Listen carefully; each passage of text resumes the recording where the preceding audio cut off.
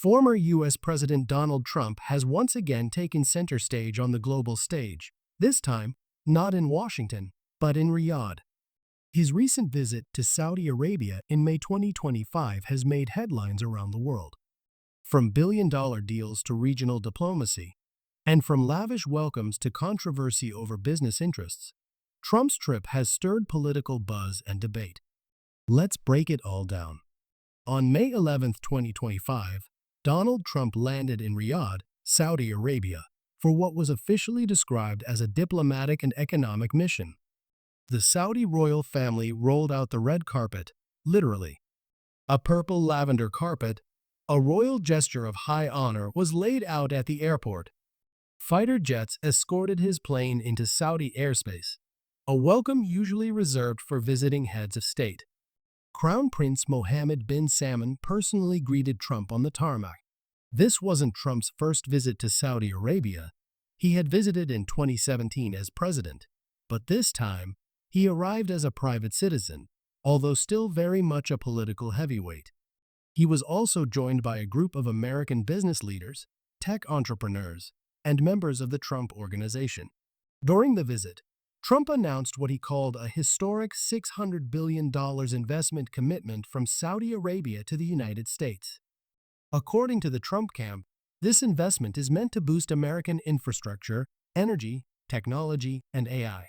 Additionally, Trump and Saudi officials signed what is reported to be a $142 billion defense and arms deal. This agreement, if fully realized, would be one of the largest military contracts between the U.S. and any foreign nation. The arms deal reportedly includes fighter jets, missile defense systems, drones, and cybersecurity technology. However, independent analysts noted that some of these deals had been previously discussed or announced years ago. Critics argue that many of the numbers may be inflated or repackaged for political optics. Beyond economics, Trump's trip had clear diplomatic implications. He participated in a Gulf Cooperation Council (GCC) summit, where leaders discussed regional conflicts, especially the ongoing war in Gaza, tensions with Iran, and instability in Sudan. Trump's position on Iran remained hawkish, echoing his presidential stance on withdrawing from the Iran nuclear deal in 2018. He urged regional unity against Iran's nuclear ambitions and proposed a stronger U.S. Gulf security partnership. Trump also promoted his long-standing America First doctrine, insisting that U.S. partnerships should directly benefit American citizens and industries. While the publicized goal of Trump's visit was diplomacy and investment, critics were quick to point out his personal business connections in the Gulf region. The Trump Organization has long-standing ties in the Middle East, including real estate projects in Saudi Arabia, UAE, and Qatar. An op-ed in The Guardian called the visit a shadow campaign stop and suggested that Trump may be using foreign policy trips to further business interests, something that has drawn scrutiny since his presidency. Ethics experts have expressed concern that private business and diplomacy appear blurred in Trump's post-presidential activities, especially in autocratic countries where deals can be sealed behind closed doors. The international reaction was mixed. Some regional leaders welcomed Trump's strong stance against Iran and his push for private investment.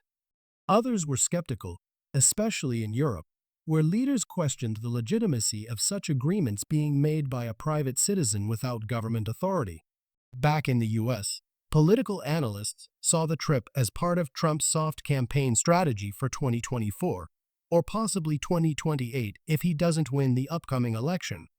While not officially representing the U.S. government, Trump's interactions with foreign leaders carry weight due to his influence over the Republican base.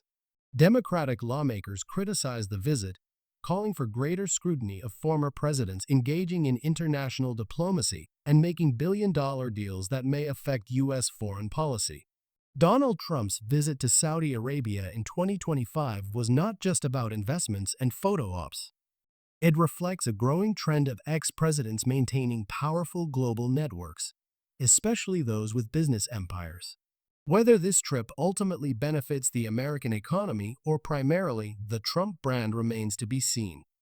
But one thing is clear: Trump continues to operate on the world stage, blurring the lines between business, politics, and diplomacy. As the U.S. approaches another presidential election season, the global moves of candidates like Trump are being watched closely, not just by Americans, but by the entire world. Thanks for watching. Don't forget to like, share, and subscribe for more global updates and political insights. Let us know in the comments, do you think Trump's Saudi visit was smart diplomacy or business as usual?